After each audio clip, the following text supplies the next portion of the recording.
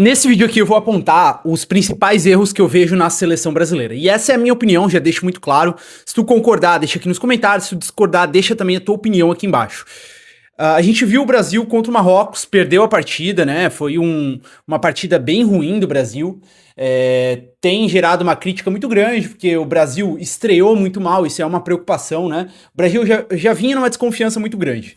Há muito tempo atrás, desde o ciclo da Copa de 2022, encerrando ali 2022, o Brasil ficou sem técnico, ficou aquela loucura toda, e de fato gerou uma baixa expectativa em quase todo mundo sobre a Copa do Mundo.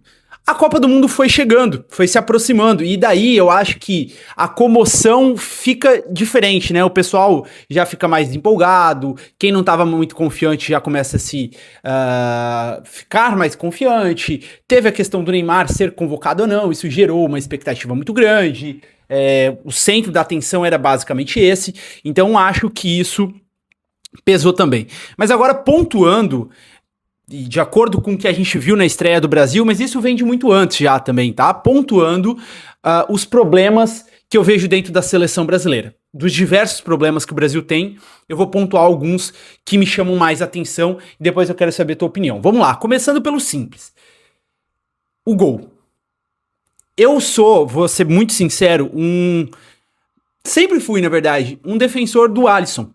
E defensor no sentido de, muita gente falava, o Alisson não é goleiro de seleção brasileira, o Alisson não é tão bom goleiro assim, tem goleiros melhores, e eu sempre achava o contrário, e aí continuo achando no sentido de, até agora. O Alisson é um goleiro muito constante, sempre foi muito bem nos clubes, na Roma, no Liverpool, né, e está entre os maiores goleiros da atualidade. Mas acredito que encerrou o ciclo do Alisson na seleção, não dá mais. Por quê? Primeiro, idade. O Alisson ele não é velho, mas também já está próximo do fim de um ciclo. Então, talvez na próxima Copa do Mundo ele não vai estar tão bem para ser titular da seleção. E essa é a primeira questão. Quem está sendo preparado para ser o substituto do Alisson na seleção? A gente não tem ninguém. O Ederson, que seria um possível substituto, tem quase a mesma idade do Alisson e está em decadência na carreira. O Ederson está muito mal. No Manchester City ele sempre foi muito bom goleiro, saía muito bem com os pés, mas desde que ele saiu do Manchester City, a carreira dele decaiu muito, né? Então ele já até foi testado, não foi bem, não está bem no clube.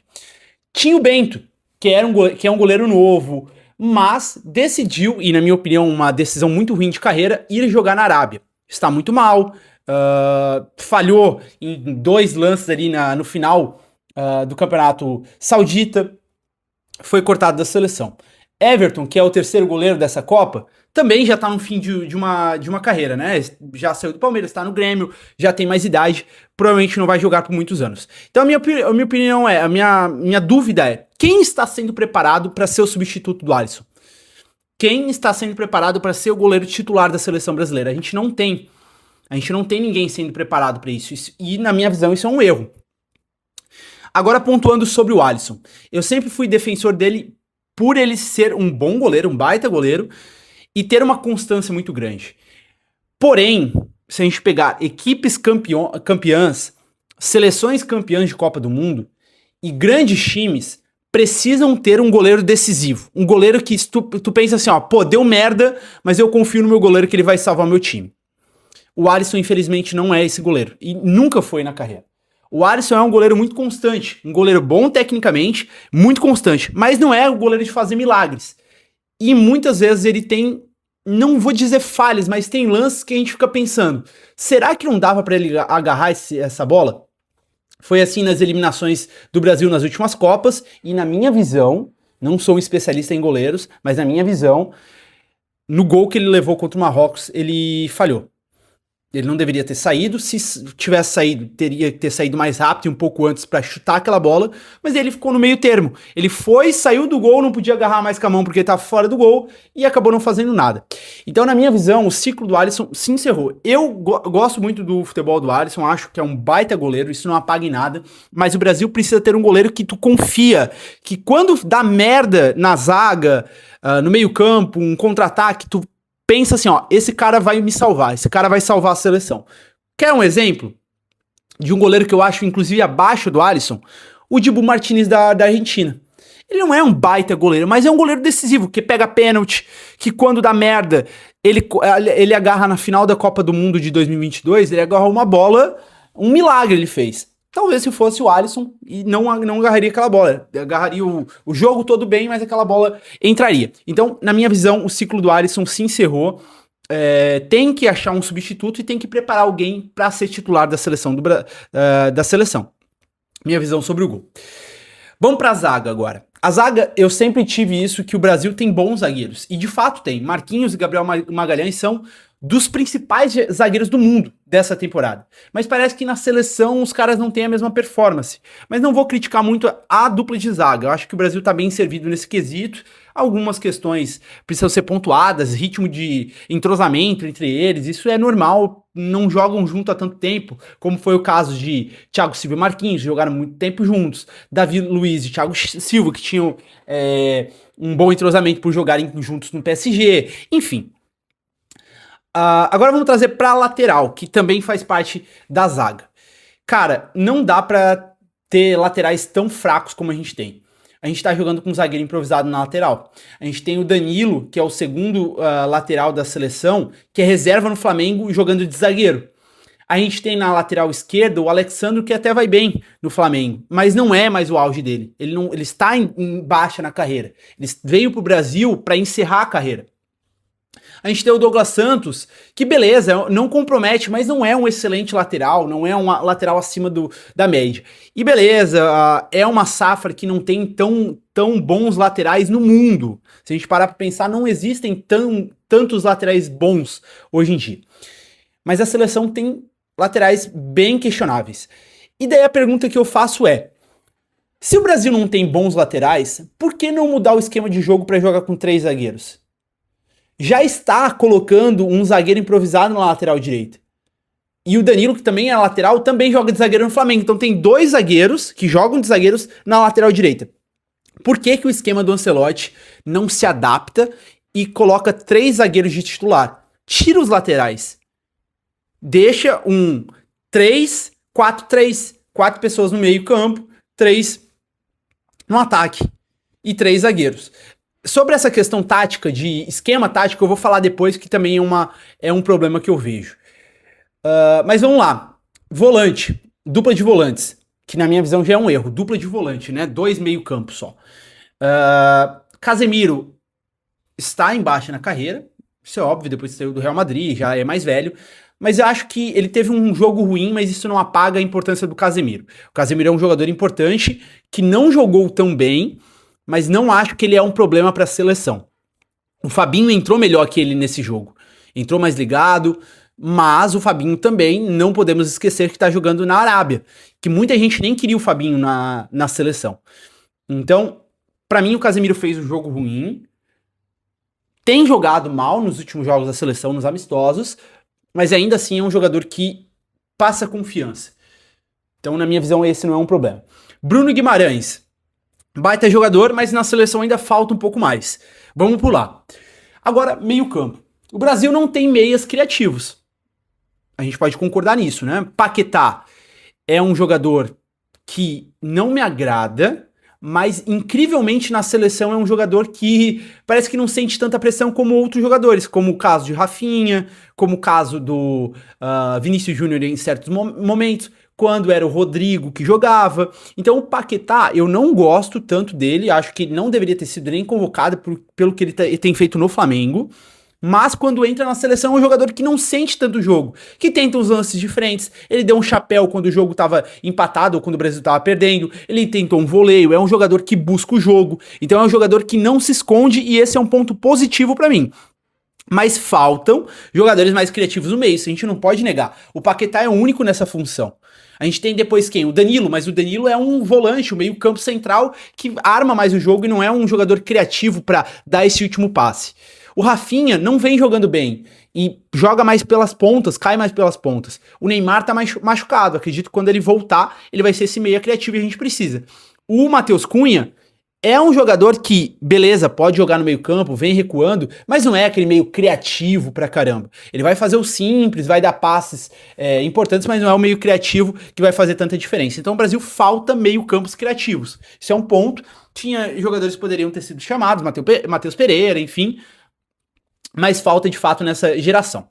Agora vamos para um outro problema. Rafinha. Cara, o Rafinha não vem jogando bem na seleção. Isso é um ponto, isso é indiscutível. Tem sido muito criticado, principalmente pela postura dele. Não é o mesmo jogador que a gente vê no Barcelona, que chama o jogo, que é um jogador decisivo, que é meio que um dos pilares do time. Na seleção, infelizmente, ele não é o mesmo cara.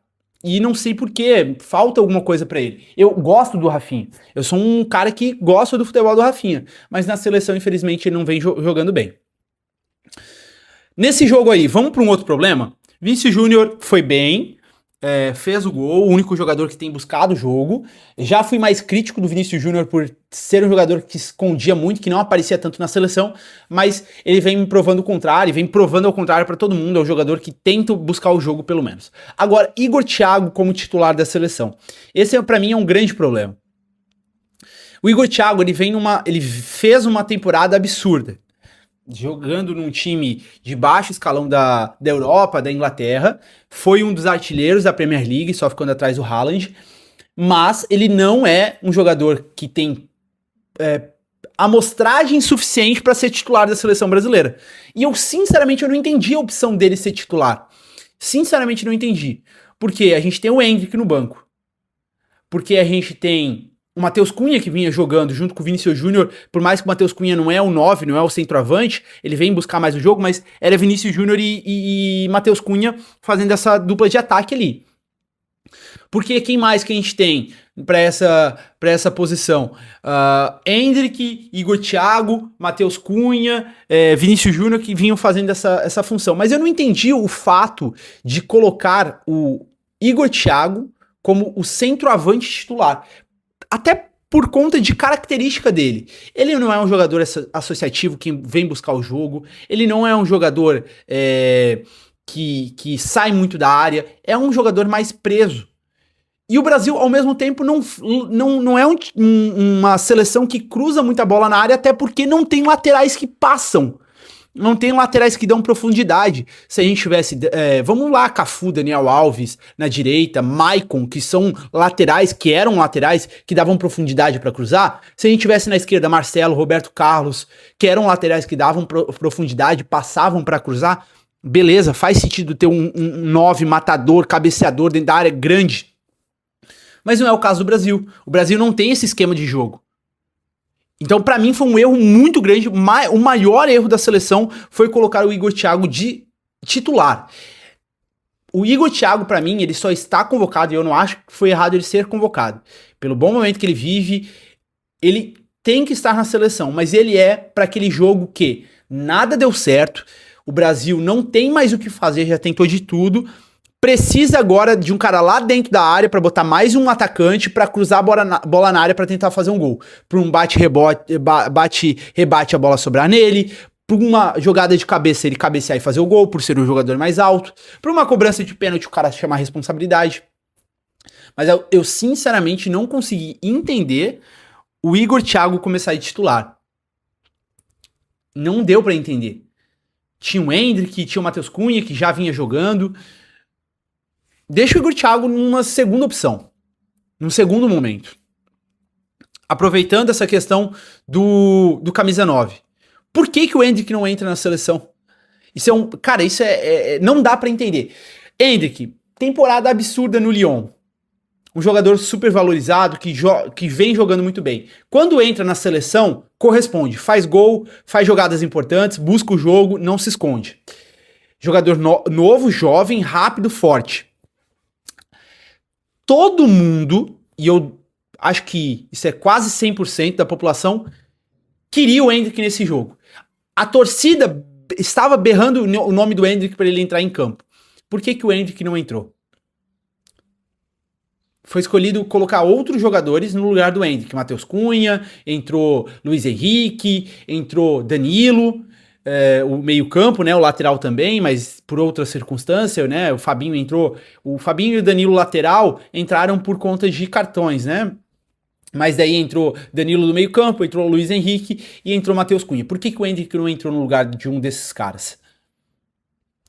Por que o Rafinha, que não está bem, não ou joga de meia no lugar do Paquetá, ou deixa o Luiz Henrique jogar, ou o Ryan, que vem jogando muito bem, de titular. A Copa do Mundo é momento, a seleção tem que ser momento. Tem jogadores que estão pedindo passagem e não estão sendo utilizados por teimosia. Agora, um erro muito grande pra mim é o último erro, né, pra gente comentar, pra eu colocar, deixar minha visão aqui, é o esquema tático da seleção. Cara, ficou muito claro que não dá pra jogar nesse 4-4-2. 4 zagueiros, 2 meio-campos e 4 atacantes. O Paquetá, no início, ele vinha jogar na ponta, ele não ficava no meio. Ele não vinha centralizado. Ele até em certos momentos começava, mas caía mais pra lateral, mais pras laterais do campo, mais pras pontas.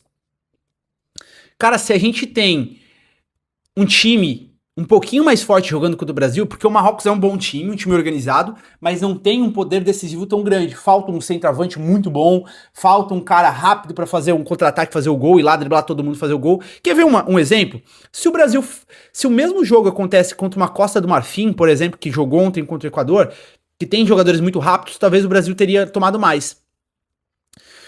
Porque o Brasil tá com os quatro atacantes lá na frente. Vamos botar o Paquetá como meia, mas também faz essa parte do ataque. Paquetá, Vinícius Júnior, Igor Thiago e Rafinha. Vinícius Júnior não volta pra marcar. Paquetá não tem velocidade pra voltar pra marcar. Desculpa, mas não tem. Não tem combatividade também. Igor Thiago é centroavante, não volta tanto. O único que volta é o Rafinha. O Brasil tá lá no ataque com esses 4. Bruno Guimarães também tentando ajudar. Ibanhas, que não entendi ele ser titular e subir tanto. Também subia muitas vezes, não fazia ultrapassagens, mas se posicionava mais pra frente.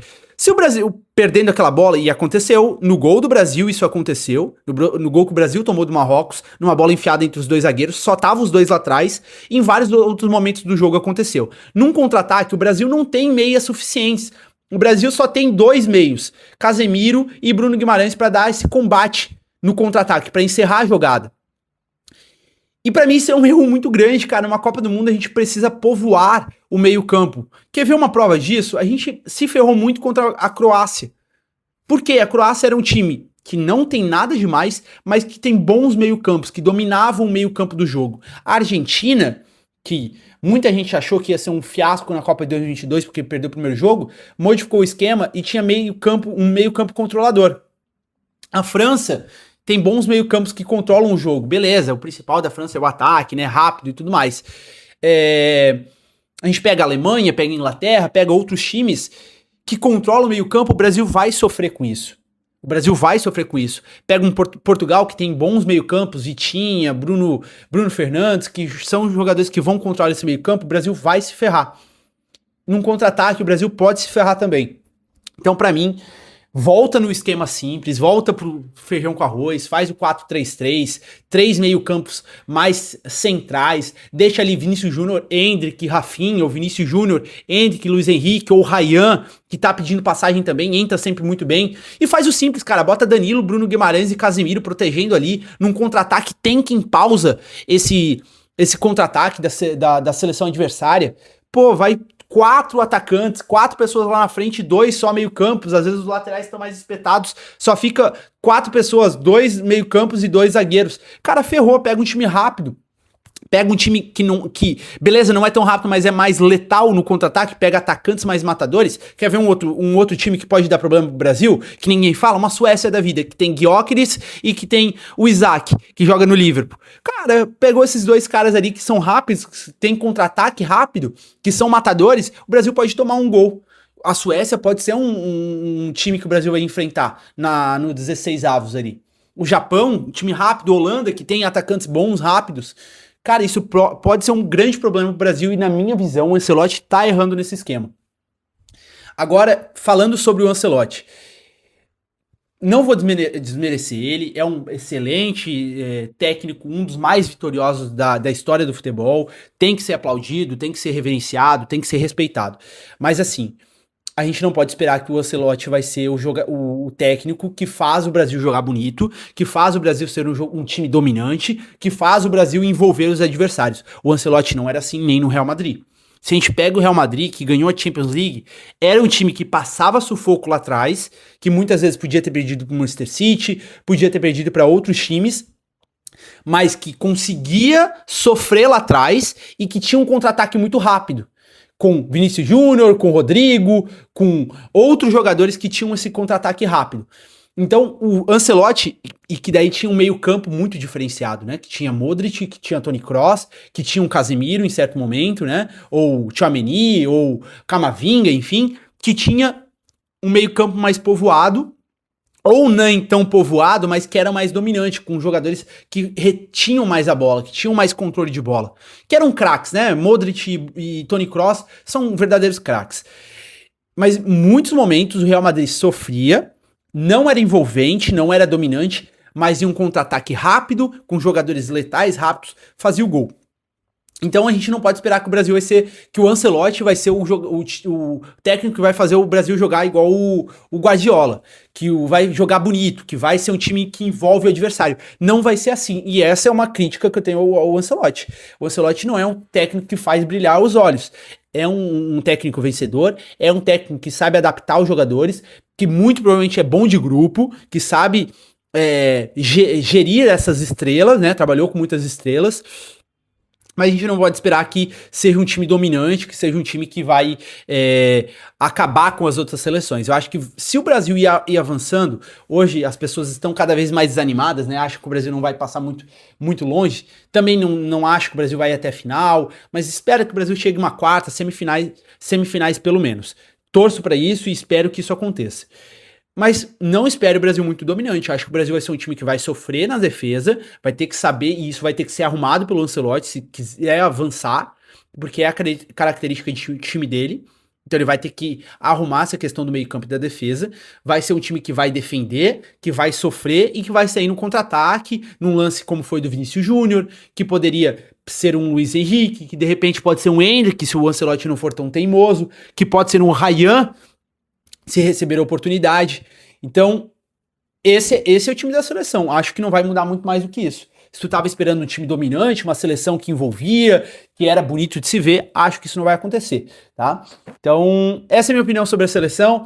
Esses são os problemas que eu vejo na seleção brasileira e é a minha visão, é o que eu acho sobre a seleção e não sei se tu concorda, deixa nos comentários aqui embaixo. Quero saber o que tu acha também. Não sei se eu tô viajando, mas pra mim isso tá muito claro. Esses são os problemas centrais da seleção e se isso não for resolvido, nessa Copa vai dar ruim e na próxima também vai dar. A gente já tem que pensar numa próxima Copa do Mundo. O Ancelotti já renovou, vai ficar até a próxima Copa do Mundo. Então já tem que ser pensado a longo prazo. Infelizmente a seleção não vive o melhor momento, então já temos que pensar na próxima Copa do Mundo também. Deixa nos comentários o que tu acha sobre esse tema. Tamo junto, até o próximo vídeo.